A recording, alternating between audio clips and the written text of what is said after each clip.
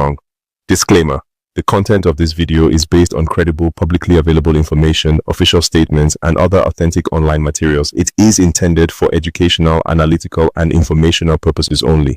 We do not promote hate, violence, misinformation, or political unrest. Our sole objective is to provide context-rich insight into current affairs, amplify local perspectives, and support informed dialogue across Africa. What just happened in Burkina Faso is not only a national victory, it is proof that the war they are fighting is much deeper than we thought. According to reports from Djibo, the Burkinabe military has just carried out one of the most successful anti-terror operations in recent memory. Over 500 enemy fighters, described as hardened and well-armed, have been neutralized. More than 106 suspects have been captured alive. But here's the real bombshell. Among the arrested are 16 French nationals, 4 Algerians, and 9 others identified as ECOWAS-linked mercenaries. And they weren't just captured with weapons. They were caught with over 800 million CFA francs in cash. Now ask yourself, what are these foreigners doing in Burkina Faso, in the middle of terrorist networks, carrying enough money to fund a militia? The answer is what Captain Ibrahim Traoré has been warning us about for months. Techniques. But what is their interest?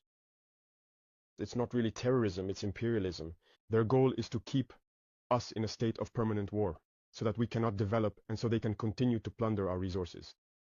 This war is not just internal. This is not just a tribal conflict. This is not just some poor villagers picking up arms. This is a well-funded, foreign-backed destabilization effort targeting one of the few African leaders standing up to the old colonial order. For months, Captain Traoré has been raising the alarm. In his interview with RT, he said clearly that there are foreign nationals fighting among the terrorists, embedded in the cells, training, supplying, and giving orders. Some laughed. Some dismissed it as anti-Western propaganda. Well, now the truth is on the ground, in handcuffs, and under military guard. Over a dozen French citizens arrested, foreign mercenaries exposed. This isn't politics anymore, it's evidence. And this evidence vindicates everything Traoré has been saying. Let's be clear, when the Burkinabe military risks their lives to take back territory, they are not just fighting local thugs. They are fighting a hybrid force, part terrorist, part mercenary, part puppet. And those puppets have foreign hands pulling the strings. What kind of game is being played where French nationals are arrested in an active terror zone in West Africa with that kind of cash? Who is paying them? Who sent them? What were they promised? And more importantly, how long has this been going on across Africa without exposure? Because Burkina Faso is not the only country under attack. Mali, Niger, Chad, even Nigeria. All across the Sahel, countries are facing the same pattern. Terrorists appear with weapons that don't come from the market. Groups suddenly have intelligence, mobility, and logistics that match a special forces unit. Then the instability grows, the economy collapses, the government is blamed, and foreign aid agencies arrive, not with real help, but with demands, conditions, and backdoor deals. Traoré saw this for what it was, and instead of begging for help, he started cleaning house. First, he cut off the dependency. Then, he restructured the military. Then, he started arresting arms suppliers. And now, his forces have captured the very proof that this is a war of deception, a war of infiltration, a war where the enemy doesn't wear uniforms but carries diplomatic passports. Now, imagine the courage it takes to move against this, because when you start arresting people with French passports, you are not just making enemies of criminals, you're challenging decades of post-colonial arrangements. But Traoré didn't flinch. He didn't blink. He gave the order, and his men carried it out. And that's what leadership looks like. Now the Burkinabe people are seeing the full picture. Their suffering, their insecurity, their instability. It wasn't just a failure of past governments. It was an orchestrated project. A project funded, organized, and hidden behind a mask of security cooperation. Well, the mask has fallen, and the evidence is in military custody. So where do we go from here? First, we have to understand the level of sacrifice this operation required. Clearing out 500 enemy combatants is not a small task. That means planning, intelligence, discipline, and bravery. It means some of those soldiers likely didn't make it home, but they gave their lives for something bigger than just safety. They gave it for truth, because now the world must face the truth. The media that labeled Traoré as authoritarian will now have to explain why French nationals were in the same camps as terrorists, the so-called human rights groups that accused Burkina Faso of being too aggressive, must now account for the 800 million CFA francs recovered, and the international actors who claim to be helping will now have to answer for the silence. This is not just a win on the battlefield. This is a win for narrative, for dignity, for African truth. The story is no longer one of a small West African country fighting terrorists. The story is now about an African country exposing the true machinery of destabilization and refusing to be a pawn. And here's the most powerful part. This victory comes just weeks after Traoré arrested a major arms supplier connected to these same terror groups. That arrest shook the system. It proved that Traoré was going after the people funding the chaos, not just the ones carrying guns. And now, this operation is the confirmation. When you cut off the source, you see the structure collapse. When you chase the money, you expose the network. And when you fight for sovereignty, you uncover the truth. Let's give credit to the Burkinabe armed forces. These are men who are not just following orders. They are reclaiming their homeland. They are not fighting for NATO. They are not fighting for UN medals. They are fighting for their families, their villages, their country's soul. And now, they are making headlines not for defeats, but for discipline and determination. Let's also remember something else. This operation was carried out in Djibo, a region that has suffered immensely from attacks, displacement, and economic strangulation. To liberate Djibo is to liberate the heart of the resistance. It sends a message to every village: help is coming. Truth is rising, traitors are falling, and to those captured mercenaries, your time is up. No longer will you hide in plain sight. No longer will you blend into NGOs, or pose as trainers, or hide behind technical support. Burkina Faso is watching. Africa is watching. And every exposed operative brings us one step closer to total freedom. Now is the time for other African nations to take notes. If Burkina Faso can expose these networks, others can too. If Traoré can arrest arms dealers, others can too. If Burkinabe soldiers can liberate their soil, then what are we waiting for? Let's stop pretending. The war for Africa is not in the future. It's happening now. But this time, the people are winning. This time, the leadership is awake. This time, the narrative is ours. And as more names, more faces, and more documents are revealed, the world will see that what Burkina Faso is doing is not isolation. It is insulation. It is defense. It is rebirth. The continent has been bleeding in silence for too long. Now the silence has been broken. Now the mercenaries are in handcuffs. Now the truth is marching. Captain Ibrahim Traoré, you have been vindicated. The world can no longer deny what you've said. Your people stand with you. Africa salutes you, and history will remember you. Because in a time of deception, you chose revelation. In a time of fear, you chose courage. And in a time of silence, you chose to speak. To the soldiers on the front lines, your sacrifice is not in vain. To the people of Burkina Faso, your pain has not been forgotten. And to the enemies hiding behind contracts and collusion, your day of reckoning has begun. Africa is rising. Truth is rising. And Burkina Faso is leading the